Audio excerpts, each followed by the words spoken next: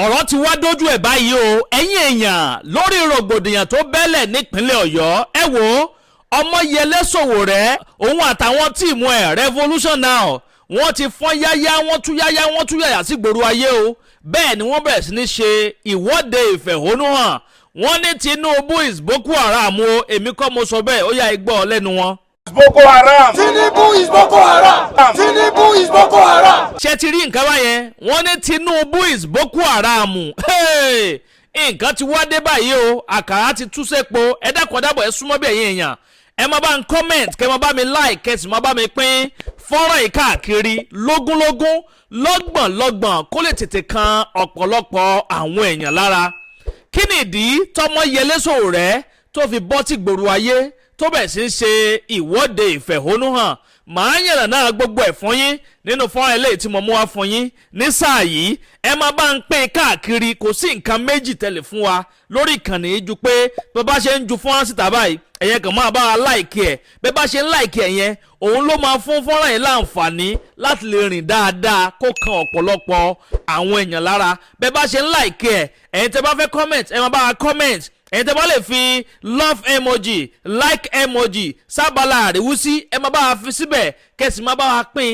káàkiri kó lè tètè rìn dáadáa kó kan ọ̀pọ̀lọpọ̀ àwọn èèyàn lára torí tí gbogbo nǹkan tá à ń ṣe yìí ò bá rìn dáadáa kó kan àwọn ìjọba lára kò sí bí wọ́n ṣe fẹ́ gbé ìgbésẹ̀ tó bá yẹ kí wọ́n gbé lórí irú àwọn ọ̀rọ̀ báyìí ẹ̀yin náà lẹ́ máa ràn gba àwọn fọ́nrán ẹ̀ lọ́wọ́ láti jẹ́ kó lè rìn dáadáa kó kan àwọn ìjọba kó bá yẹ tè gbé àwọn ìgbésẹ̀ tó bá yẹ kí wọ́n gbé tẹ́ ẹ̀ bá máa like fídíò yìí tẹ́ ẹ̀ máa comment tẹ́ ẹ̀ máa share kò ní kan àwọn ìjọba tó yẹ kí wọ́n ṣe àtúnṣe yẹn kò ní kàn wọ́n lára fúndì èyí ńkọ́ ó yẹ máa bá mi like fídíò yẹn báyẹn ẹ máa pín káàkiri ẹ wò ó àwọn ọmọ ológun wa wọ́n Gbegidina ojú ọ̀nà asòfilà báyìí ni o torí pé kí ni Omoyele Sowore ó ti pinnu pé gbogbo àwọn tíìmù ọ̀hún àwọn ò gbórí wọnú asòfilà yẹn ni àwọn lọ sọ kan ààrẹ Bọ́lá Ahmed Tinubu lójú wípé nǹkan tẹ́ ń ṣe bàbá kò bójúmu tó àwọn agbésùmọ̀mí àwọn afẹ̀mí ẹni ṣòfò wọ́n ń fẹ̀mí àwọn ọmọ orílẹ̀-èdè Nàìjíríà ṣòfò dànù wọ́n ń pa wọ́n nípakúpa wọ́n ń pa wọ́n nípa àfọnáfọ́nsu kí ni ìgbésẹ̀ tẹ́ ń gbé lórí ọ̀rọ̀ yìí bàbá torí bí tọ́rọ̀ yìí dé dúró báyìí ẹ wò ó ti dé góńgó àyà gbogbo àwọn èèyàn báyìí o kódà ọkàn àwọn èèyàn balẹ̀ mọ́ lónìí olónìí báyìí wọ́n ní wọ́n já àwọn èèyàn gbé nílùú Àbújá tẹ́ ò bá gbàgbé lánàá òde yìí ni wọ́n jí àbúrò Adébáyọ̀ Adélabú Pẹ̀nkẹ́lẹ́ Mẹ́ẹ̀sì wọ́n jí àbúrò rẹ̀ gbé pẹ̀lú àwọn ọmọ ìbejì tó bí wọ́n ti gbé gbogbo wọn lọ báyìí o bẹ́ẹ̀ sì ni àwọn ọmọléèwé tí wọ́n jí gbé lẹ́gbẹ̀ẹ́ Ògbómọ̀ṣọ́ ń bẹ̀ yẹn wọ́n ti yọ̀ǹda gbogbo wọn o gbogbo wọn sì ń bẹ lákàtà àwọn agbénipa yìí tí gbogbo wa bá dákẹ́ báyìí tá à ń wòran kọ́lọ̀ máa jẹ́ kó máa mú gbogbo àwọn yẹn lọ lọ́kọ̀ọ̀kan léjèèjì nígbà táwọn afẹ̀míṣòfò tó bá kú gba gbogbo òlù tán kí ni ó kù báyìí lánàá òde yìí ọ̀gbẹ́ni kan ń bẹ nípínlẹ̀ Bayelsa làwọn àjọ DSS ni wọ́n lọ gbé ọ̀gbẹ́ni kan nípínlẹ̀ Bayelsa lọ́hùn Levinus Nwosu ní ó porúkọ ọ̀gbẹ́ni yẹn kí ni nǹkan tó ń ṣe wọ́n ní gbogbo àwọn nǹkan tí ń ṣẹlẹ̀ lórílẹ̀‐èdè Nàìjíríà àwọn ajínigbé gbogbo àwọn nǹkan tí ò dá tí ń ṣẹlẹ̀ tí ń mẹ́mí àwọn èèyàn lọ wọ́n ló máa ń rìkọ́ọ̀dù ẹ̀ tó máa ń post ẹ̀ sórí ẹ̀rọ amáyélujára ká tó ṣẹ́jú pẹ́ wọ́n láwọn àjọ DSS ti lọ gbé bọ̀bọ́ yẹn wọ́n arrest ẹ̀ wọ́n ní tẹ́ bá rí mọ́tò tí wọ́n gbé lọ síbẹ̀ tí wọ́n di ojú wọn tí wọ́n gbébọn dání tó ń rá bọ̀bọ́ yẹn kó tó bá jẹ́ pé bí wọ́n ṣe gbé bọ̀bọ́ yẹn lánàá ni wọ́n ṣe ń gbé gbogbo àwọn afẹ̀míṣòfò wọ́n ti dínkù nígbà táwọn ọmọ Nàìjíríà bá tún pariwo pé nǹkan ò rọgbọ ìlú òtùbà ìlú òtùsẹ tó yẹ pé gbogbo àwọn tó bá tún pariwo sókè yẹn náà làwọn ìjọba tún wá lọ ń gbé tó bá jẹ́ pé àwọn ìjọba tún lọ ń gbé kí ni ìrètí àwọn tí ò tẹ̀ wá léèyàn ṣèbí torí pé àwọn yẹn báyìí wọ́n ní platform tí wọ́n sì lè sọ̀rọ̀ síta ló jẹ́ kí wọ́n tètè yọ̀ǹda bọ̀bọ̀ yẹn wọ́n ti yọ̀ǹda ẹ̀ láàárọ̀ ẹ̀ báyìí nígbà táwọn yẹn bẹ̀rẹ̀ sí ní pariwo pé wọ́n ti gbé o kó tó ipò ọ̀rọ̀ yẹn tún bẹ̀rẹ̀ sí ní spread around because on what basis ni wọ́n fi gbé bọ̀bọ̀ yẹn jáde ó ṣe fọ́nrán wípé wọ́n lòun bá yàwó oníyàwó sùn pé gbà tí wọ́n rí gbogbo fóun tó ń rí pé pásítọ̀ lòun wọ́n tún padà sọ wípé àwọn nǹkan tó ń post ní igbá kan awo kan lẹ́yìn ìgbà tó wọ́n ti lù òun bí ejò ẹ̀jẹ̀ wọ́n lù òun bí ìlú bàrà lẹ́yìn ìgbà yẹn ni wọ́n yọ̀ǹda ẹ̀ láàárọ̀ yìí pé kó kíyèsára kó sì máa worú àwọn nǹkan tí ó máa ṣe. Ó ní wọ́n ní kóun kọ nọ́mbà fún very dark man kalẹ̀, nọ́mbà ọ̀gbẹ́ni kan online. Ó ṣáà ní wọ́n bẹ̀ sí ń béèrè ọ̀pọ̀lọpọ̀ àwọn nǹkan lọ́wọ́ nípa very dark man. Ẹ̀yin èèyàn, ibo la dé dúró lórílẹ̀‐èdè yìí? Omoyele Sowore ó kó àwọn tiẹ̀. Kódà ó ti ń sọ báyìí categorically pé gbogbo ìpínlẹ̀ tí ń bẹ lórí Nàìjíríà pátápátá lòun ó ti ṣe ìwọ́de ìfẹ̀hónúhàn.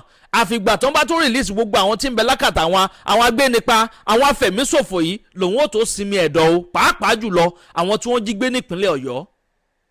Ọjọ́ tí ń gorí ọjọ́ báyìí, ọ̀sẹ̀ ń gorí ọ̀sẹ̀, àwọn ìjọba ò tí ì yọ̀ǹda àwọn pípò yẹn o.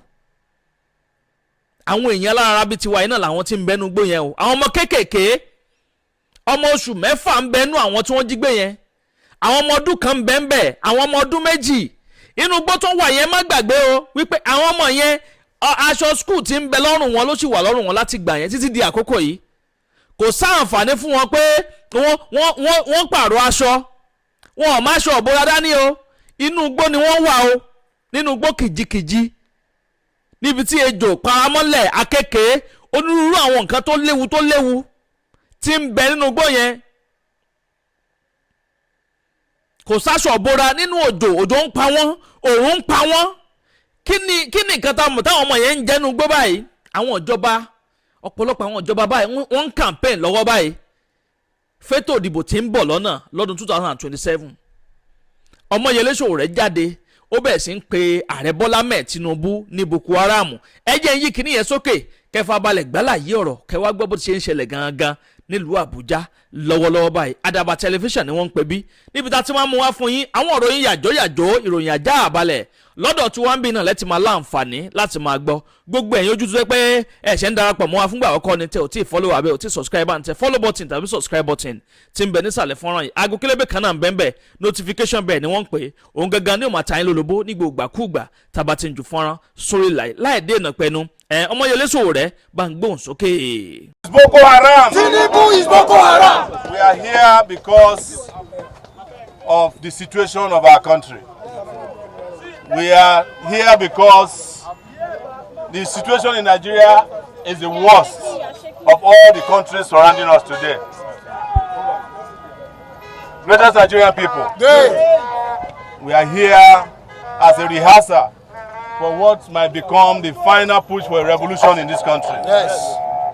We are asking that Tinubu, with immediate effect, go and rescue the children who were kidnapped from their schools across the country and get them released immediately. Exactly.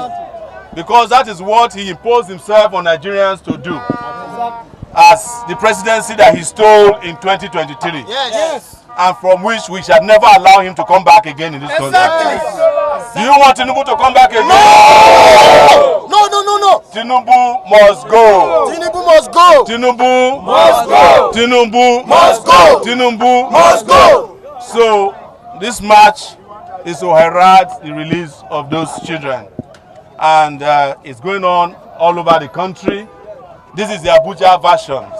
We were planning, or we actually had gone to the villa, but they put soldiers in large numbers. It's not as if we cannot push the soldiers aside. Yes. But we decided that because it's a peaceful process, we will not have any confrontation with the soldiers or police. Otherwise, they are nothing before the people. At all, they are nothing. When people take over street, when people take over street, all oppressors, they shall run away. When people take over street, when people take over street, when masses take over street, all oppressors then go run away. When people take over street.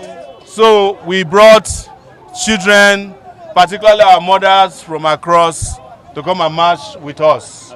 And the march continues, but we wanted to talk to the press, especially those of you who have been worried that we didn't start early because we saw soldiers. We are not afraid of soldiers. Not at all. We are not afraid of police. We're not afraid of anybody. It is they who should be afraid of us, the people. We are their We are the people paying them. We are their employers. Please, if you have any questions from the media, make it quick so that we can continue the march. So do you think that you can still penetrate into the Well, Aso Rock is Nigeria's house. And when the Nigerian people are ready, they will take over Aso Rock. And soldiers will have no power to stop the mass. The reason we did not want to have a confrontation to go to Aso Rock is because we have declared that it was going to be a peaceful protest. And we want to make it continue to be peaceful. Otherwise, Aso Rock is no big deal. And go and write it down. The Nigerian people will get to Tinubu's parlor very soon. Yes. Inside Aso Rock. It's just a matter of time. Thank you very much. Yes, but we will let you know. Of course, we never stop protesting until we get answers to our questions. Nigerians, please, don't let us be begging you. This is about your survival. Come out en masse and drive these people out of your lives. Otherwise, they are going to bury you alive. Exactly. Your message to Oyo people, you know that after the kidnapping of those children, they have now come into town to start kidnapping people. They kidnapped a woman and his twin children yesterday. They are kidnapping people in Abuja. Even Wike himself testified to the fact that they are kidnapping people. But he just foolishly thinks that because we are not complaining Abuja, we should not complain about Oyo. Our fight for Oyo is a fight for everybody in captivity. So,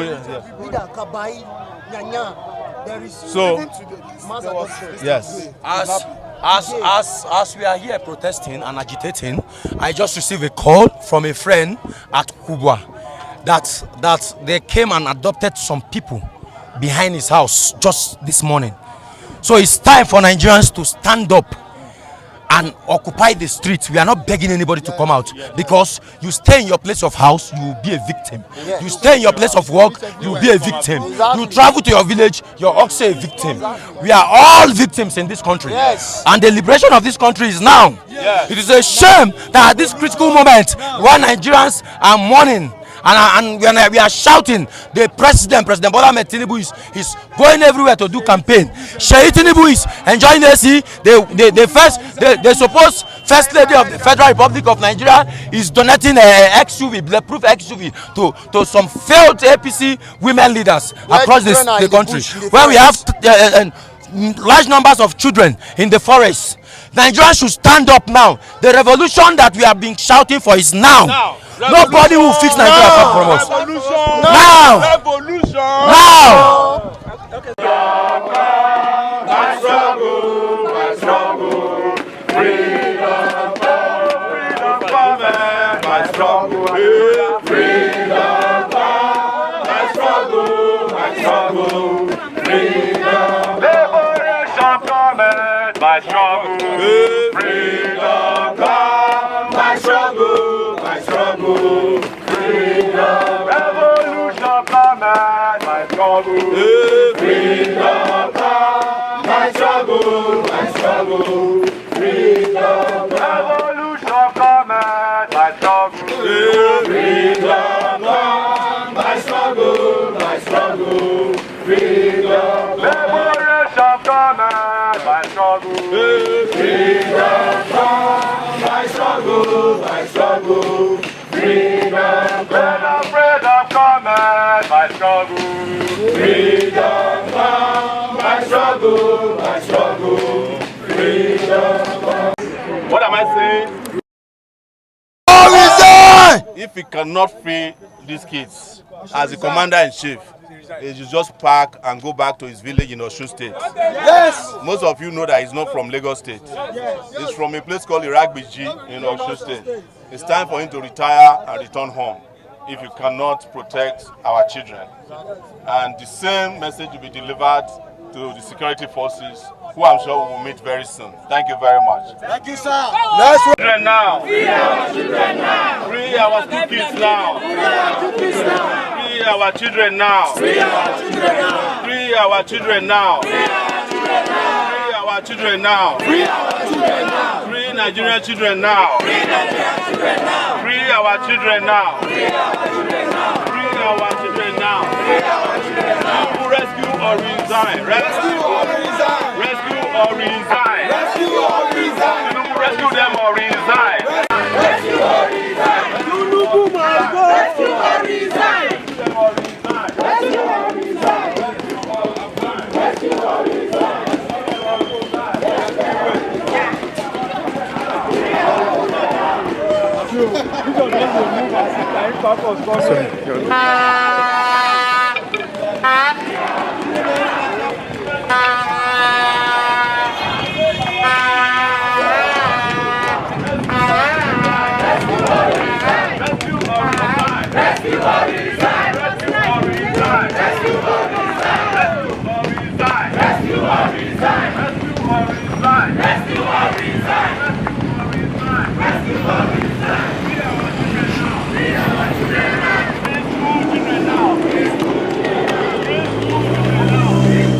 ọ̀rọ̀ lẹ́gbọ́n yẹn o ẹ̀yin yẹn wá bó lẹ́ ṣe rí sí ẹ máa ń comment kẹ́ máa like kẹ́ sì máa pín káàkiri àníri jù báyìí lọ lórí ilé tí a mú wá fún yín ní sáà yìí bó bá tún ṣe ń lọ lórí ọ̀rọ̀ yìí gbogbo ẹ̀ pátápátá náà lẹ́ẹ̀ láǹfààní láti máa gbọ́ lórí ìkànnì àdàbà tẹlifíṣàn ẹ ṣeun tẹ̀ ń gbọ́ wa ẹ kú kalẹ̀.